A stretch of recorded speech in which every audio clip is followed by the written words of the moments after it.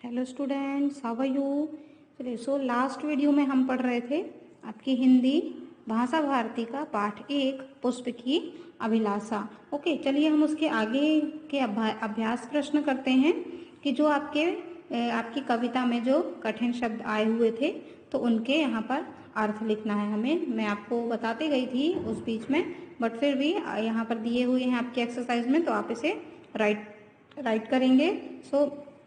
Open your Hindi book and take pencil eraser. Okay, आप book पे fill कर रहे हैं तो पेन से फिल नहीं करेंगे, पेंसिल यूज करेंगे। ओके, फर्स्ट देखिए, इसमें दिया है क्वेश्चन, निम्नांकित शब्दों के अर्थ पुस्तक में दिए गए शब्दकोश से खोजकर लिखिए। ठीक है, यहाँ पर जो शब्द दिए गए हैं इनके यहाँ पर अर्थ लिखना है।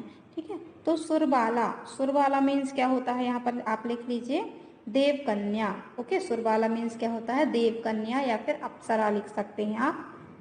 ठीक है, फिर नेक्स्ट है बिंद, बिंद मीन्स होता है बंधना। ठीक है, फिर नेक्स्ट है सम्राट मीन्स होता है राजा। फिर है इठलाना, इठलाना में आप लिख लेंगे इतराना, इतराना। फिर है पथ का आप लिख सकते हैं रास्ता।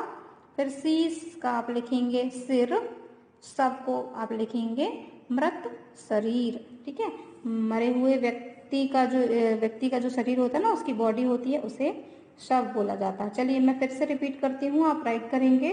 सुरबाला, सुरबाला मीन्स होता है देवकन्या या अप्सरा लिखेंगे आप। बिंद मीन्स लिखेंगे बांधना। सम्राट मीन्स लिखेंगे शव। इठलाना का लिखेंगे आप इतराना। पथ मीन्स रास्ता। शीश लिखेंगे सिर को, और शव मीन्स मृत शरीर। ओके, अब नेक्स्ट देखिए, क्वेश्चन आंसर दिए हुए हैं नंबर 2 में, निम्नलिखित प्रश्नों के उत्तर लिखिए। है ना, तो का नंबर है, देवों के सिर पर चढ़ने के बाद पुष्प के कौन से भाव व्यक्त होते हैं। है ना, देवों के सिर पर चढ़ने के बाद पुष्प के कौन से भाव व्यक्त होते हैं। तो चलिए, यदि आपको पता है तो आप आंसर बताइए। चलिए, अब इसका आंसर हम लिखते हैं।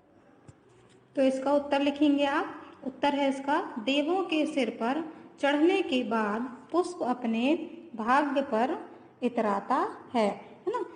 आपने पोयम में पढ़ा है ना, चढ़ू भाग्य पर इठलाऊं, है ना, तो इसलिए देवों के सिर पर चढ़ने के बाद पुष्प जो है अपने भाग्य पर इतराता है।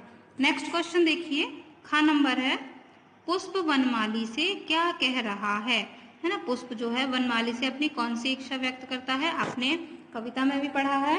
So tell me answer. चलिए उत्तर लिखते हैं हम। पुष्प जो है वनमाली से कह रहा है कि मुझे उस पथ पर फेंक देना जहां से वीर सिपाही गुजरने वाले हों। है ना, पुष्प अपनी इच्छा व्यक्त करता है ना वनमाली से कि हे वनमाली, मुझे उस पथ पर फेंक देना जहां से वीर सिपाही गुजरते हों। ओके, चलिए अब नेक्स्ट क्वेश्चन देखेंगे। ग नंबर, पुष्प अपनी राष्ट्रीय भावना किस प्रकार व्यक्त करना चाहता है। तो इसका उत्तर है, पुष्प ना तो सुरबाला के गहनों में गूंथा जाना चाहता है, ना ही सम्राटों के शव पर चढ़ना चाहता है, ना ही वह देवों के सिर पर चढ़ना चाहता है। वह तो उस पथ पर जाना चाहता है जहां से वीर जवान गुजर रहे हों। इससे उसकी राष्ट्र भावना व्यक्त होती है ना। पुष्प की जो भी इच्छा थी, उसकी जो भी अभिलाषा थी, उससे उसकी क्या कौन सी भावना व्यक्त होती है, उससे उसकी राष्ट्रीय भावना व्यक्त होती है। Okay, so next question is, पुष्प ने कहाँ कहाँ नहीं चढ़ने की इच्छा व्यक्त की है। इतना इजी क्वेश्चन है, आपको तो पता होगा कि पुष्प जो है कहाँ कहाँ नहीं चढ़ने की इच्छा व्यक्त करता है, सम्राटों के शव पर और देवों के सिर पर। ओके, आंसर क्या है कि पुष्प जो है सम्राटों के शव पर और देवों के सिर पर नहीं चढ़ना चाहता है। ओके, सो नेक्स्ट क्वेश्चन देखेंगे आप।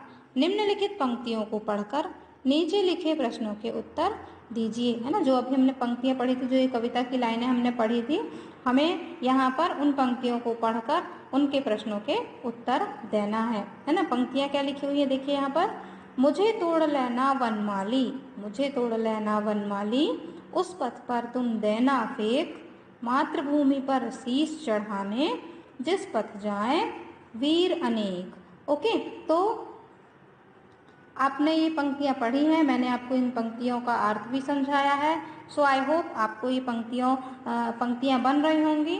तो इसके जो क्वेश्चन हैं आप इनके आंसर जो है फाइंड कीजिएगा। यदि आपसे बनते हैं तो आप राइट कीजिएगा। ओके स्टूडेंट्स, यदि नहीं बनेगा तो मैं नेक्स्ट वीडियो में इनके आंसर आपको बताऊंगी। ओके स्टूडेंट्स, सो आप इसे फाइंड करने की कोशिश कीजिएगा। Okay, so bye bye, have a good day.